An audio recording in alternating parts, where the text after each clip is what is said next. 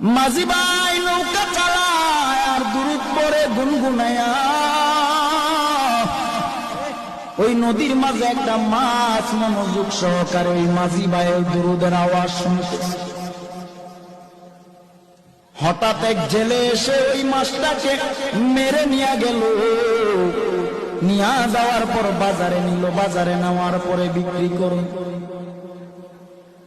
মাছটা মনোযোগ সহকারে নবীর দুরূদ শুনতেছে,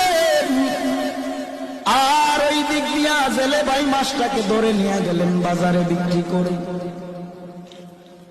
হঠাৎ করে আবু বকর বাজারের দিকে গেলেন, বাজারে যাইয়া মাছটা ক্রয় করলেন।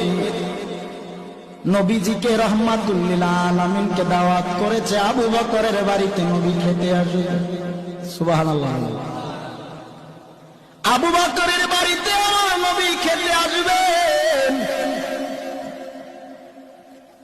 মাছটা কিনে বাড়ি নিয়ে বিবির কাছে বললেন, বিবি তুমি মাছটা সুন্দর করে রান্না করে তৈরি করে নাও, রহমাতুল লিল আলামিন আজকে আমার বাড়িতে খেতে আসবে।